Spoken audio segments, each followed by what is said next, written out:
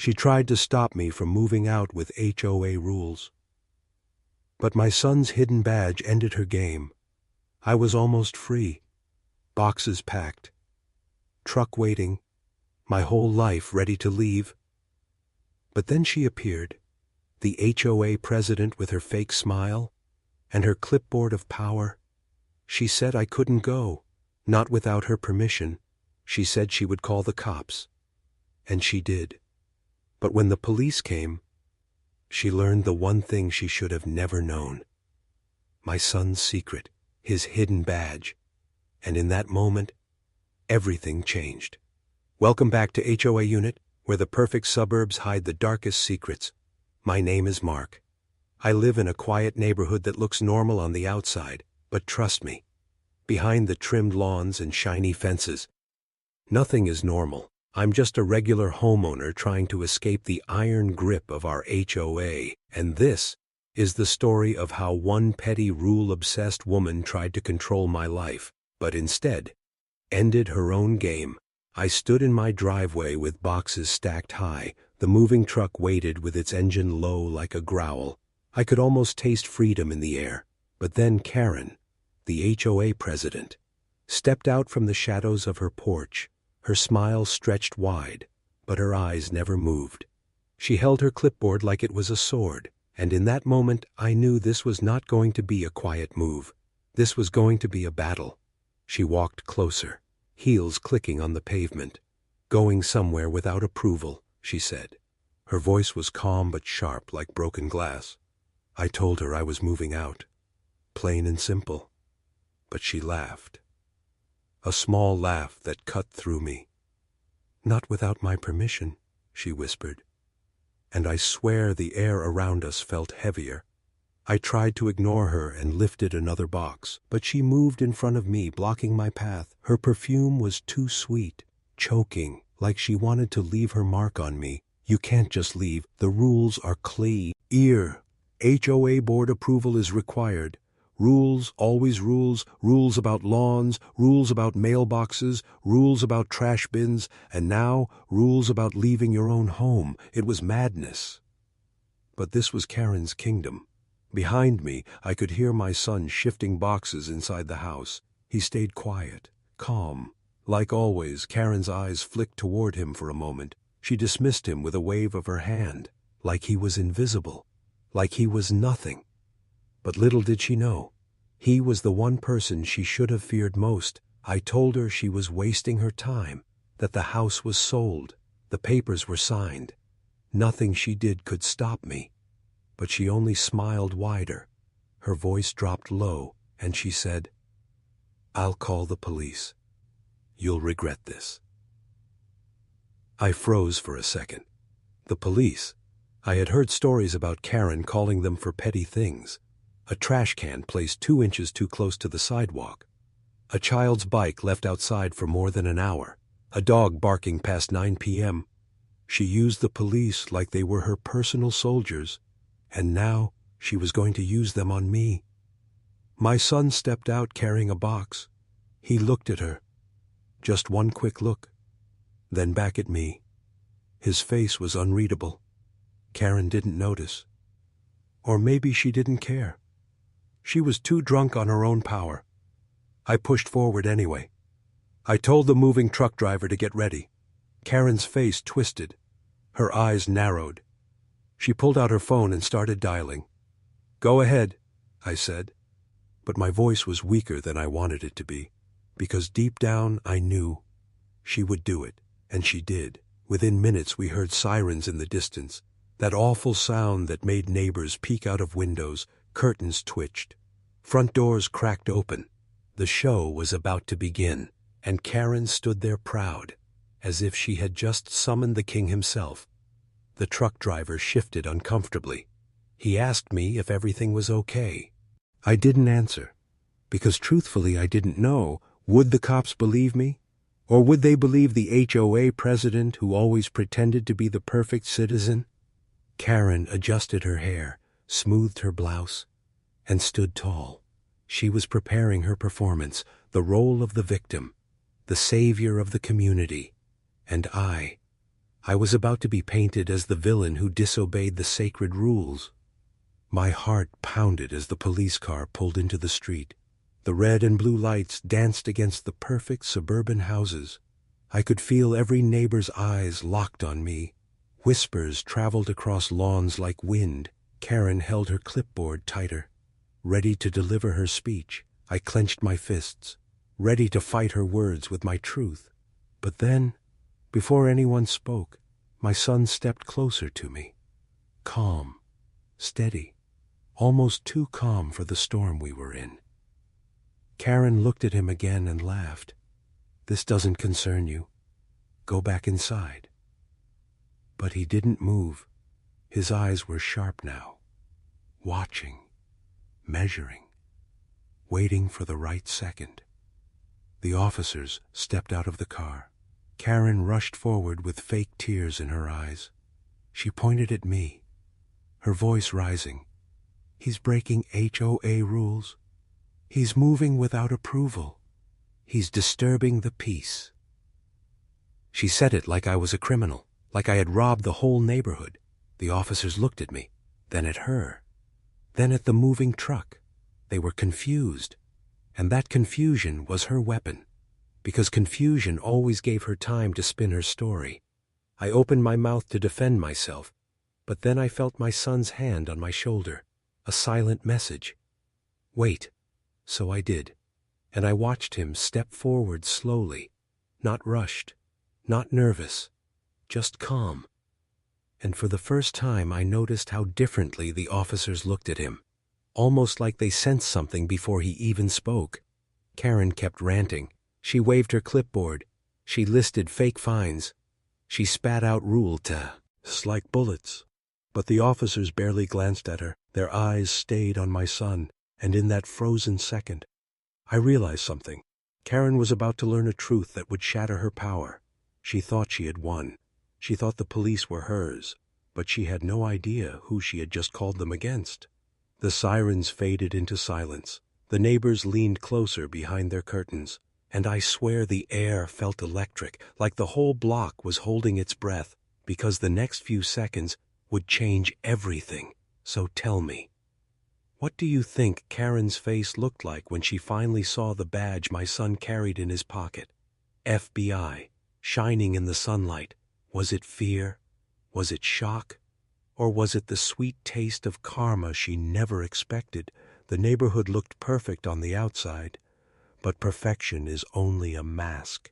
Behind the painted fences and trimmed lawns, this place was a cage, and the person holding the keys was Karen.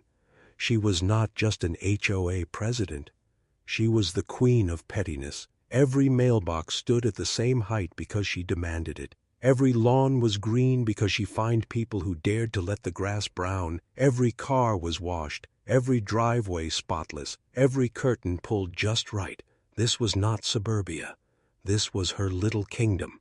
I used to think it was harmless, just small rules to keep things nice. But little by little I saw the way she twisted them. A garden gnome too close to the sidewalk became a threat to community safety. A child's chalk drawing on the pavement became vandalism. A flag in the wrong place became a violation of order. She always found a way to turn joy into crime, and neighbors obeyed her because they feared her letters. Those letters with bold words, "Notice of violation," slipped under doors like poison. I still remember the first one I got. It was because my trash can was visible from the street. Visible. It was my crime. I paid the fine. $50 gone in seconds, but it didn't stop there. The next week she fined me again for yard disorder. The disorder was a rake leaning against my garage, and then came another fine, and another. It felt like she was circling me, waiting for me to break, and I almost did. But then my son told me, "Don't give her that power." His voice was calm, steady, like always. He never said much, but when he did, I listened. He was quiet around the neighbors. He blended in so well people forgot he was even there. But I knew there was more to him than silence. I had seen it in his eyes, the way he watched everything, the way he measured people. It was like he was always working on a puzzle no one else could see. And Karen, she never noticed. To her, he was just the kid who helped me mow the lawn sometimes. Invisible, harmless. That was her biggest mistake. As the house sold and the move-out day came closer, Karen grew more desperate. She sent letters saying I owed late fees I had already paid.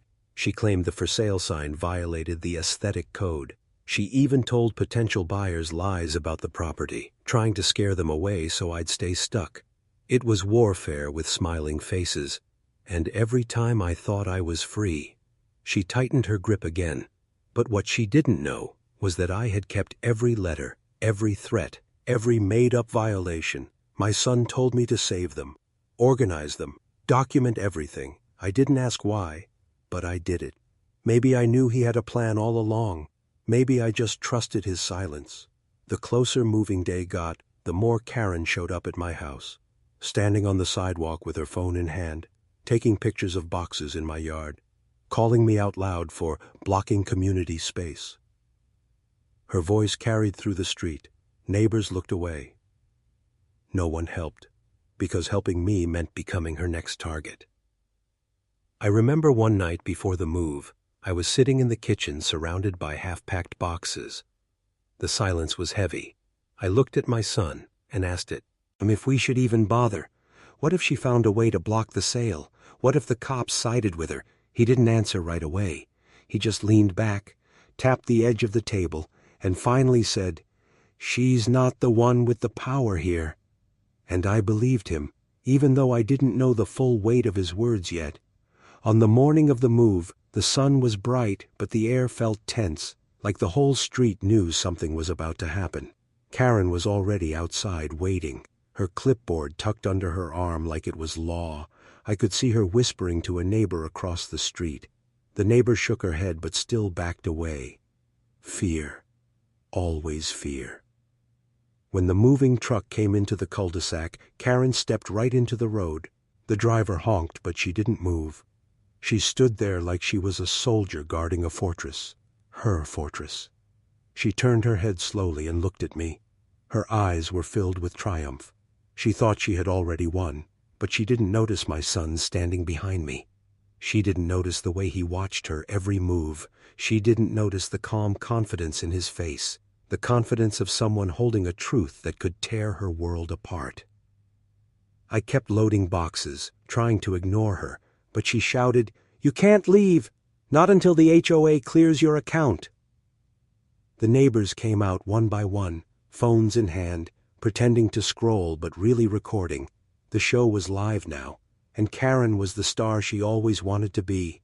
She called me reckless. She called me a rule breaker. She called me a danger to the community. Every word was louder than the last. Her voice echoed against the perfect houses, and for a moment, I wondered if she would convince everyone again, if I would once more become the villain in her story. But then my son stepped forward slightly, close enough that the sunlight touched his face, close enough that Karen finally noticed him. She squinted, annoyed, and hissed, "This is none of your business." But it was his business.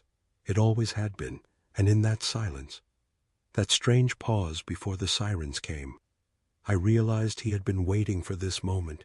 He had been preparing all along, and Karen had no idea. The police car pulled in seconds later, lights flashing red and blue across the perfect lawns. Karen's smile spread wide again. She thought her army had arrived, but she was about to face a truth she never prepared for. So let me ask you this.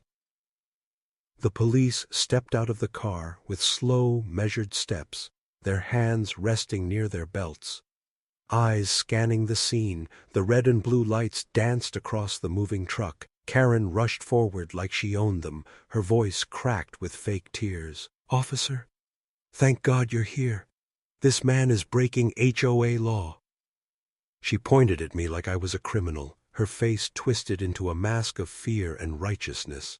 The neighbors leaned closer, phones still recording, waiting for the show. Karen loved an audience. She always did. And now she had the biggest one yet. I stood still, my hands at my sides. Part of me wanted to argue, to shout that I was innocent, to show them the ridiculous fines and letters. But I felt my son's hand on my arm, a quiet signal. Don't speak. Not yet. So I stayed silent. And silence has power. Karen poured out her story like she was reading a script. He is violating community rules. He is moving without approval. He owes unpaid fees. Every word sharper than the last, she waved her clipboard like a sword of truth. The officers nodded politely, writing notes. But I could see it in their eyes. Confusion. Even they knew it sounded absurd. But absurdity was Karen's weapon. She twisted the ridiculous until it felt real. The truck driver shuffled his feet nervously. He asked me if he should leave. Karen pounced on that fear. Yes, leave now. This move is illegal. Her voice rose so high the whole cul-de-sac could hear. Children peered from behind curtains. Dogs barked in the distance. The world was watching this suburban battlefield. I clenched my fists. My chest burned with anger. How many years had she done this to people? How many neighbors had given up, paid fines, stayed silent? She had ruined families with letters and threats, and now she was trying to ruin me. But what she didn't know was that she had already lost. The taller officer turned to me. Sir, is it true you haven't cleared HOA approval? His voice was calm but heavy. I opened my mouth, but again my son's hand pressed my arm. He stepped forward slowly. The officers shifted their eyes to him. And for the first time, Karen's smile faded slightly. She didn't like losing the spotlight. My son spoke softly. Before we continue, I need to ask, is this a criminal matter? The officers looked puzzled. Karen cut in fast. Yes, it is. It's serious. This is a violation of law. She spit the word law like she was the judge of the world, but the officers hesitated. They knew HOA disputes were not exactly police business. And in that hesitation, my son moved closer. Karen's face turned red. She stomped her foot on the pavement. Do your job, she snapped. Arrest him. Stop this truck. Her voice cracked under the weight of her own demand, but still the officers did not move. They waited. Their eyes stayed fixed on my son. And I realized something in that moment. He wasn't just protecting me, he was controlling the stage now. Karen had stolen the spotlight, but he was about to burn it out. Karen pointed at the moving truck again. Her words spilled faster now. She claimed I forged documents. She claimed I threatened neighbors. She even claimed I had been hiding violations for years. Every sentence a lie, but her voice never wavered. She was desperate to win, desperate to make me the villain because villains were easier to fight than truth. The officers asked her to calm down. She didn't. Her voice grew louder, shriller, until even the neighbors began to look uncomfortable. One man across the street muttered, "Enough already." But Karen didn't stop. She couldn't stop, because she had built her entire power on fear. And if she showed weakness now, everything would crumble. My son finally raised his hand, just slightly. The officers went silent. Karen froze mid-sentence. The entire street fell quiet. Even the dogs stopped barking. It was as if the world itself paused to see what would happen next. He looked at the officers. His voice was calm, even, steady. Do you need identification? The taller officer frowned. Yes, please, if you have ID that's relevant to this matter. Karen laughed, a cruel, sharp laugh. What ID could you possibly have? She sneered. You're just his kid. But he wasn't just my kid. And the truth was about to break her world. He reached slowly into his jacket. Karen rolled her eyes. The neighbors leaned forward, and I swear time moved slower. The silver edge of the badge caught the sunlight, and for a second the whole street went silent in awe. Karen's laugh stopped in her throat. Her smile cracked. Her clipboard nearly slipped from her hands. The officers straightened immediately. Respect filled their eyes. And Karen, the queen of the cul-de-sac, suddenly looked very small. She whispered, "What is that?" Her voice shook, thin and weak. My son didn't answer. He just held the badge steady. The 3 letters glimmered in the light. FBI. The neighbors gasped. Curtains snapped shut. Phones shook in trembling hands. Even the officers looked stunned for a moment. Karen staggered back like she had been struck, her face pale, her lips trembling, and I felt something I hadn't felt in years. Relief, sweet, heavy relief. The monster who haunted our street had finally been cornered, but even then, I knew this was only the beginning, because Karen was not the kind of woman to give up easily. She would fight, she would claw, she would try to twist even this into her story. And I wondered, what would she try next? Karen's mouth hung open when she saw the badge. Her lips trembled. Her eyes darted from my son to the officers. The clipboard she always carried so proudly shook in her hands. For once, she had no script to read from. The officers stood taller. Their tone shifted. Respect filled their voices when they spoke to my son. "Yes, sir. Do you want to take lead here?" one of them asked. Karen's jaw dropped. Her world was cracking, and she hated it. She stammered, This is not real. He's pretending." Her voice was high and thin, but no one believed her. Not the officers, not the neighbors watching from behind curtains, not even me. Because I knew the truth she was not ready to face. My son tucked the badge back into his jacket calmly. He didn't smile. He didn't boast. He didn't even look at Karen. He just spoke in that calm, even tone that carried more weight than her shouting ever could. "This is harassment," he said. And the officers nodded. Karen's face twisted. Her power was slipping, and she felt it. She wasn't used to silence. She wasn't used to people ignoring her orders. She began to shout louder, "He's lying! This whole family is corrupt. They are dangerous to the community." But the words didn't land the same way anymore. Her audience was crumbling. The neighbors who once feared her now looked at her with suspicion. The officers crossed their arms, waiting, unimpressed. Her performance was falling apart, and desperation started dripping from every word she spoke. I could see her breaking. Her smile was gone. Her confidence was gone. All that remained was raw panic, hidden under her cracked voice. But Karen was not the kind of person who surrendered. She doubled down. She screamed about bylaws and contracts. She shouted that the HOA board would sue me. She swore I would never escape. Her words bounced off empty air, because nobody was listening anymore. Still, she wouldn't stop. She circled the moving truck taking pictures. She wrote down the license plate. She shouted at the driver, "This vehicle is trespassing. You are breaking community code." The driver looked at me wide-eyed. I told him to keep loading, but his hands shook as he lifted the boxes. Every second felt like a war zone. The street filled with tension. Even the wind seemed to carry her voice like poison. I wanted to scream back at her. I wanted to tell her she had lost.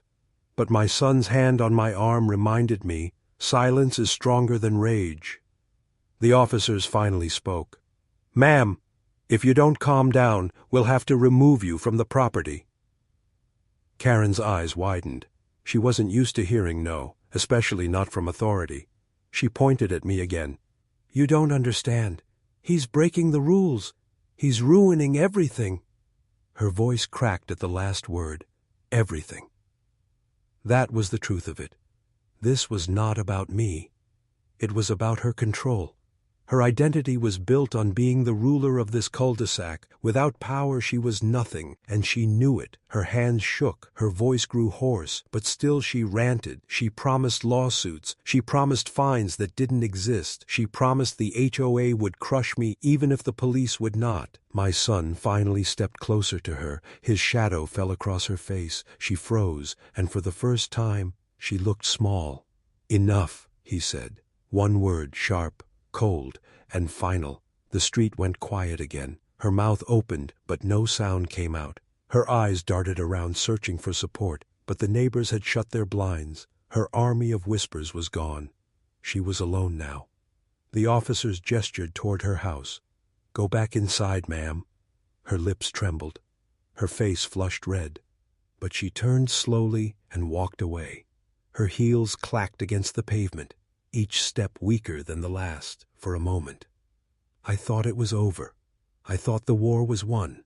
But deep down I knew better. Karen was not finished. Her silence was not surrender. It was retreat, and retreat meant planning.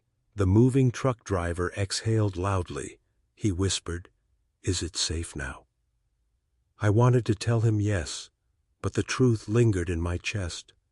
No, it was not safe, because Karen was still out there, and Karen never forgot a battle she lost. As we loaded the last of the boxes, I could feel eyes watching, not from windows, but from somewhere deeper. Like Karen was already planning her next move, her silence was louder than her shouting ever was. The air felt thick, neighbors stayed hidden, the perfect lawns seemed colder, and I realized this neighborhood was not just controlled by rules, it was haunted by fear. Fear Karen had planted over years, fear that still clung even when she was gone from sight. I looked at my son.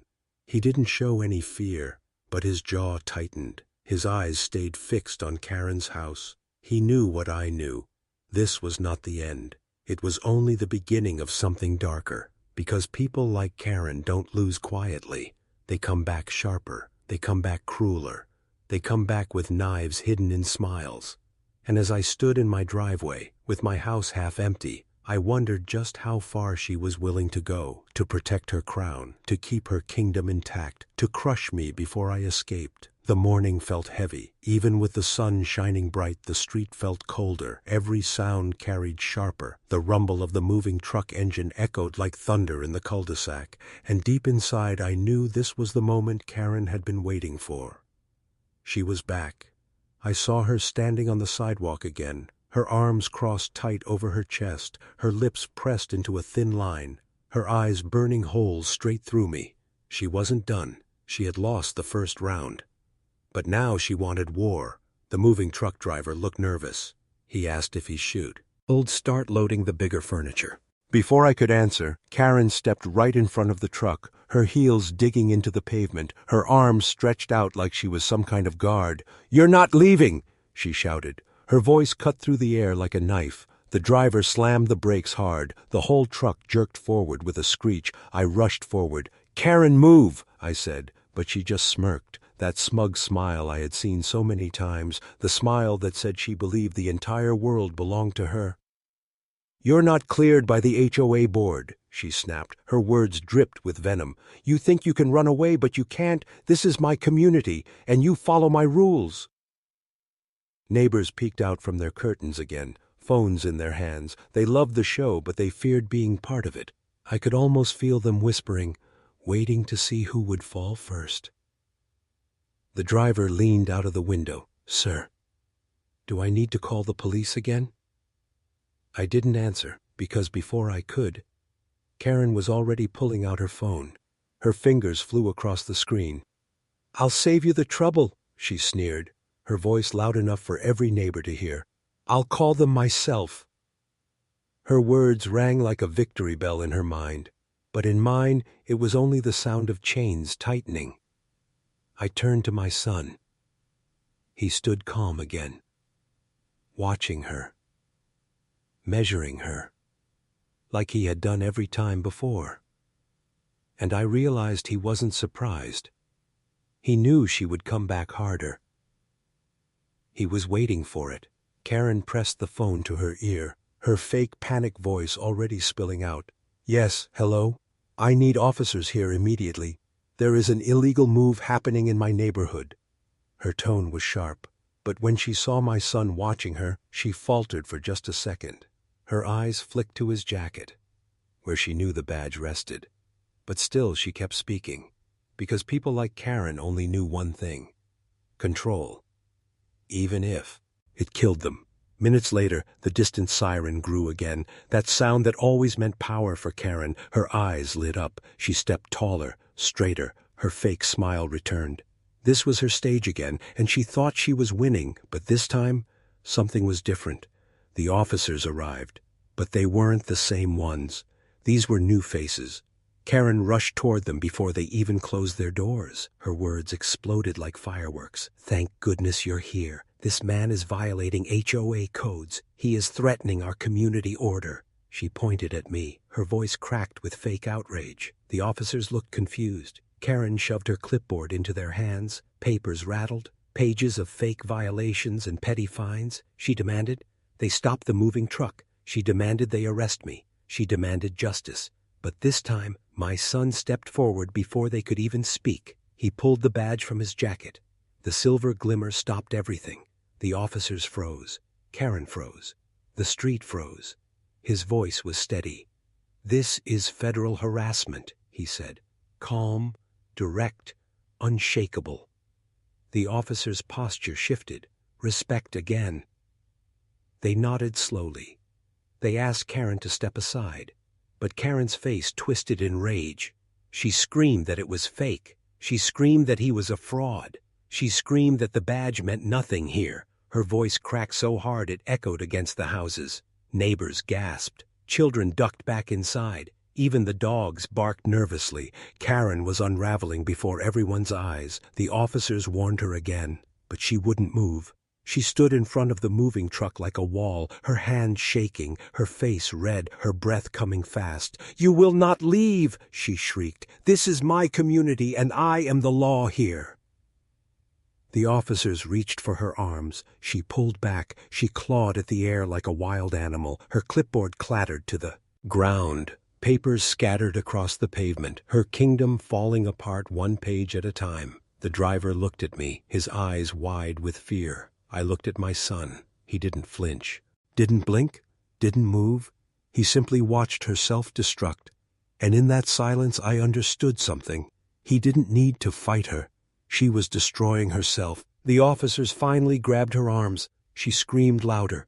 She shouted that she was the president, that the HOA board would save her, that the whole street was hers. Her voice cracked into a broken whisper. But no one listened anymore. The neighbors stayed quiet. No one stepped forward to defend her. Not one voice supported her, because deep down, everyone was relieved. Her reign was breaking, and the fear she planted was turning into freedom. They pulled her away from the truck, her heels scraping against the ground, her eyes wild, her hair messy, her power gone, and for the first time in years, I saw Karen not as a queen, not as a ruler, not as a monster, but as what she truly was. Just a desperate woman clinging to control she never really had. The officers guided her back toward her house, her voice still echoing, "You'll regret this. You'll regret this." But the words felt weak, empty, like a shadow of who she once was. The moving truck engine rumbled again. The driver looked at me. He asked quietly, "Do we go now?" I nodded, because for the first time it felt like maybe, just maybe, we could. Still, as I watched Karen being dragged back toward her house, her eyes locked on mine, and I knew this wasn't over.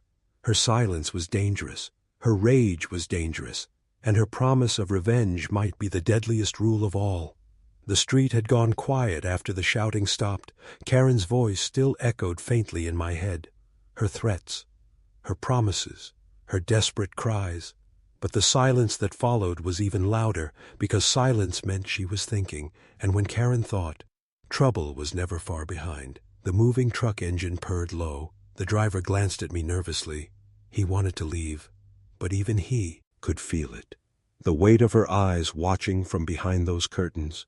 She wasn't done. Not yet. I kept lifting boxes, trying to act normal.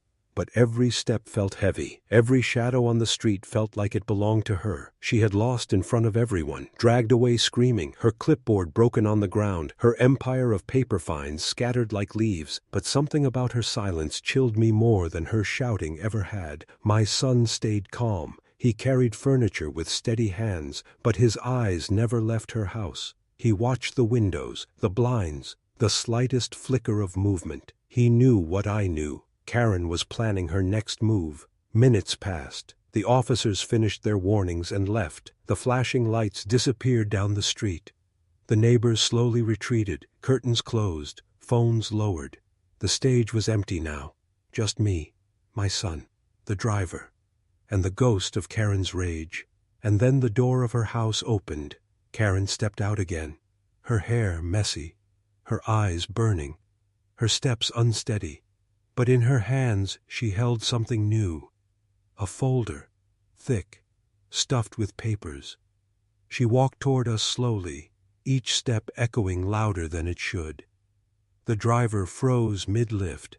I set down the box in my arms. My son didn't move. He just watched her. She stopped in the middle of the street. Her voice was hoarse but sharp. "You think this is over, but it's not." She held up the folder. "This is every violation, every fine, every proof you don't belong here." I almost laughed, because I had the same letters, the same fake violations, the same nonsense she had been pushing for years, but she thought they were her weapons. She thought paper could save her crown. My son stepped closer. His calm voice cut through the tension. "Those are false records," he said. Karen's face twitched. Her grip on the folder tightened. "They're official HOA documents," she had said, that no one will question them. But the truth was already catching up to her, and the truth wore a badge. My son pulled out his phone. He snapped pictures of the folder in her hands. Her face paled. "What are you doing?" she demanded. "Evidence," he said quietly. One word. Heavy as stone. She shook her head violently. "No. No. You can't take this away from me."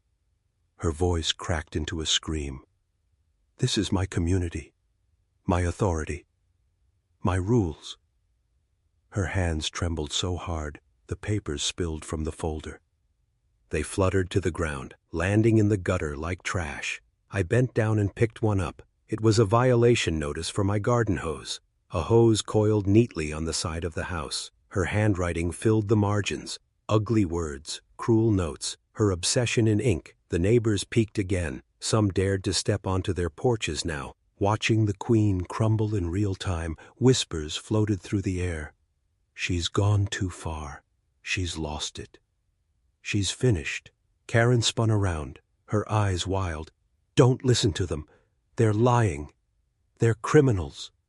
But her words had no weight anymore. The fear she once planted was gone. All that remained was pity and disgust. My son finally pulled the badge again. The sunlight hit it sharp and cold. Karen staggered back. Her knees buckled. Her breath came in short gasps. "No," she whispered. "No, not this." The officers who had left earlier must have circled back, because suddenly the car returned, lights flashing again. They stepped out fast this time. Karen panicked. She clutched the empty folder to her chest. "They're the criminals," she shouted desperately. "They're the ones breaking the law." But the officers ignored her. They turned to my son. "Sir, do you want to press charges?" one asked. Karen froze. Her mouth opened, then shut. Her eyes darted from face to face. For the first time in years she realized she had no allies left. Not even the officers, not even the neighbors. No one. My son didn't answer right away. He looked at me instead. "Dad," his eyes calm but questioning. I nodded, because enough was enough. The reign of Karen had to end. He turned back to the officers. "Yes," he said, his voice steady. Her face collapsed. Her clipboard was gone. Her folder was empty. Her crown shattered on the pavement. The officers moved forward. They took her hands. Her shrieks pierced the air. "You can't do this to me. I am the president. I am the law."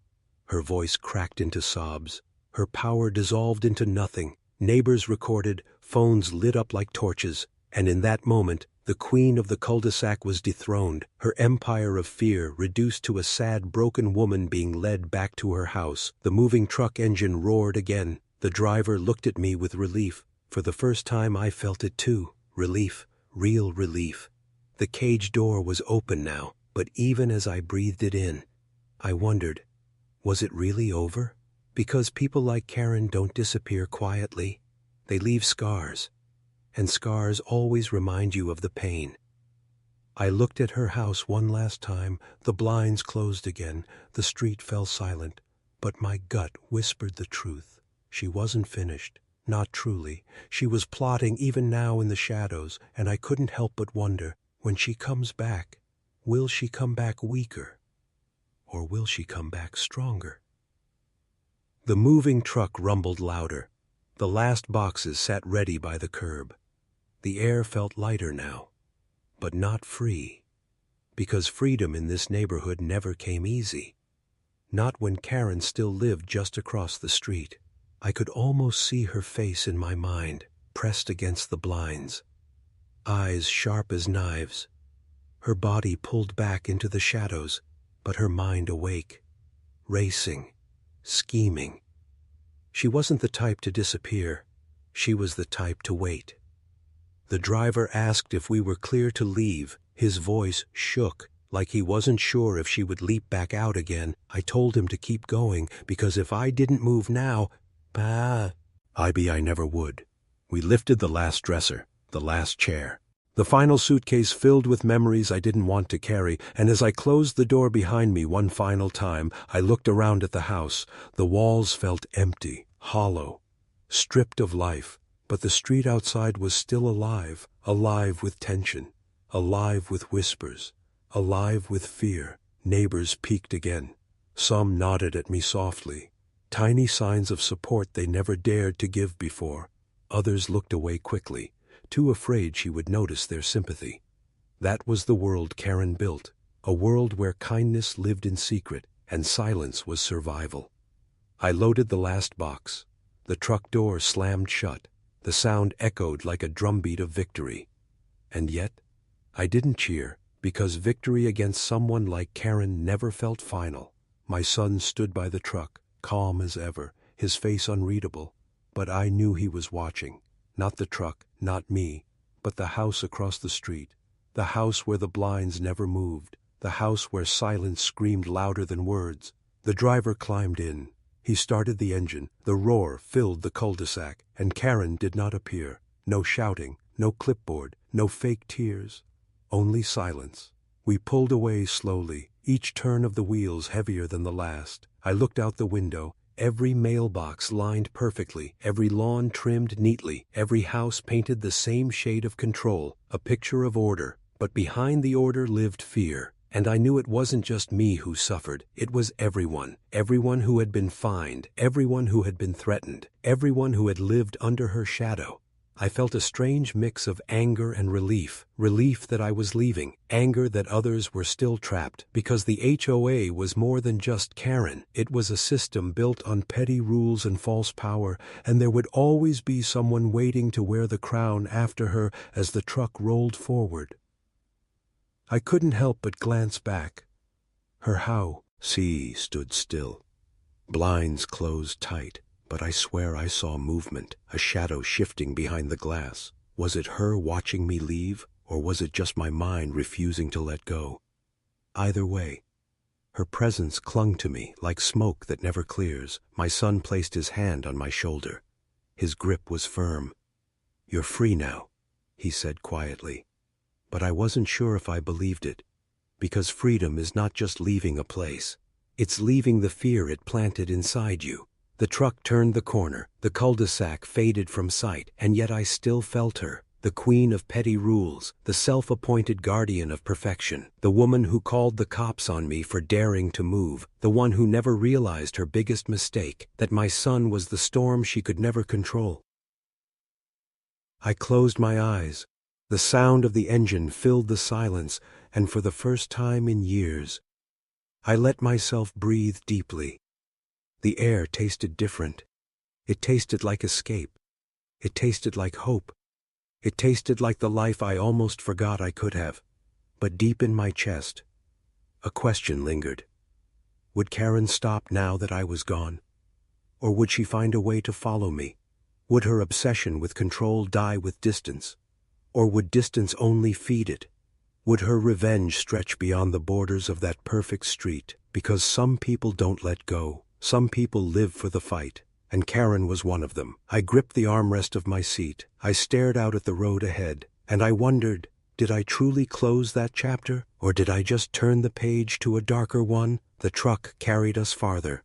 The houses grew smaller in the distance, But her shadow followed me still, and maybe it always would, because when you live under fear long enough, fear doesn't leave with the house. It leaves scars inside you, scars that whisper in the night, scars that remind you of every rule you broke, every glance from a neighbor, every fine slipped under your door, and yet, in that fear, I felt something else, something stronger strength, because I had faced her. I had seen her power crack.